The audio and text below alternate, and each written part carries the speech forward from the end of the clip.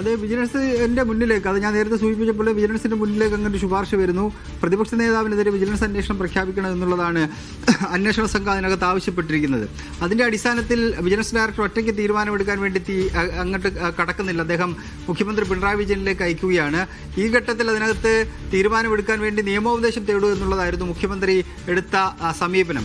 അങ്ങനെ നിയമോപദേശം തേടിയപ്പോൾ അത് വിജിലൻസ് അന്വേഷിച്ചുകൊണ്ടിരിക്കുകയല്ലേ, അത് CBIക്ക് ഇപ്പോൾ വിടേണ്ടതില്ല എന്നുള്ള നിലപാട് നിയമോപദേശത്തിൽ കിട്ടുകയും അതിൻ്റെ അടിസ്ഥാനത്തിൽ മുഖ്യമന്ത്രി തന്നെ അതിൻ്റെ തുടർ നടപടികളിലേക്ക് പോകേണ്ടതില്ല എന്ന നിർദ്ദേശം യോഗേഷ് ഗുപ്തയ്ക്ക് നൽകുകയും ചെയ്തു. യോഗേഷ് ഗുപ്തയും സംസ്ഥാന സർക്കാരും തമ്മിൽ വലിയ പോര് നടന്നിട്ടുള്ളത് നമുക്ക് ഓർമ്മയുണ്ട്. അദ്ദേഹം ഈ സംസ്ഥാന പോലീസ് മേധാവി പദവിയിലേക്ക് വരുന്ന ആ ഘട്ടം മുതൽ അതിന് തൊട്ട് മുമ്പുള്ള സമയം വരെ സർക്കാരും അദ്ദേഹവും തമ്മിലുള്ള പോരടി നമ്മൾ പരസ്യമായി കണ്ടിട്ടുണ്ട്. പല വിഷയങ്ങളിൽ അദ്ദേഹത്തിന് എതിർപ്പുണ്ട്. മാധ്യമങ്ങൾക്ക് മുന്നിൽ വന്ന് അദ്ദേഹം എതിർപ്പ് രേഖപ്പെടുത്തിയിട്ടില്ല എന്ന് മാത്രമേ ഉള്ളൂ. പറയേണ്ടിടത്തൊക്കെ അദ്ദേഹം എതിർപ്പ് രേഖപ്പെടുത്തുകയും ചെയ്തിട്ടുണ്ട്. ഈ വിഷയവും അതിനൊരു കാരണമായിട്ടുണ്ട്, ഇങ്ങനൊരു തർക്കത്തിന് കാരണമായിട്ടുണ്ടെന്നാണ് നമുക്ക് ലഭിക്കുന്ന വിവരം. കാരണം ഇങ്ങനൊരു ശുപാർശ വരുന്നു, അത് അന്വേഷണ സംഘം കണ്ടെത്തിയ വിവരങ്ങളാണ്. അത് സംസ്ഥാന പോലീസിനെ സംബന്ധിച്ച് വളരെ പ്രധാനപ്പെട്ടതാണ്.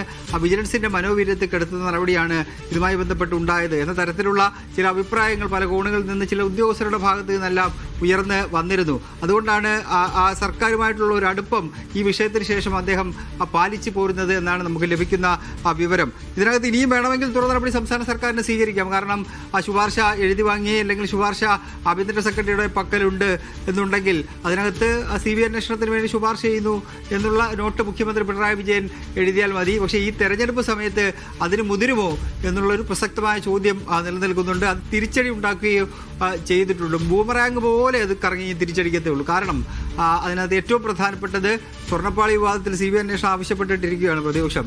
അതായത് 2 ആഴ്ചയായിട്ട് എല്ലാ നേതാക്കന്മാരും വന്ന് CBI അന്വേഷണം വേണം എന്ന് ആവശ്യപ്പെടുന്നുണ്ട്. അന്വേഷണം നടത്താൻ വേണ്ടി അവർ സംസ്ഥാന സർക്കാർ തയ്യാറാകുന്നില്ല. മുഖ്യമന്ത്രി പിണറായി വിജയൻ നേരിട്ട് തന്നെ മാധ്യമങ്ങളോട് പറഞ്ഞു അതിനകത്ത് CBI അന്വേഷണം ഇല്ല, ഇപ്പോൾ SIT അന്വേഷിച്ചുകൊണ്ട് ഇരിക്കുകയാണ്. SIT തന്നെ അന്വേഷണം തുടർന്നു കൊണ്ടുപോയിക്കോട്ടെ, അതിനകത്ത് മറ്റൊരു ഏജൻസിയുടെ അന്വേഷണത്തിൻ്റെ ആവശ്യമില്ല എന്ന് മുഖ്യമന്ത്രി പിണറായി വിജയൻ തന്നെ സമ്മതിച്ചിട്ടുണ്ട്. അത് CBI അന്വേഷണം വേണ്ട എന്ന് പറഞ്ഞ് മാറ്റിവെച്ചിരിക്കുകയാണ്.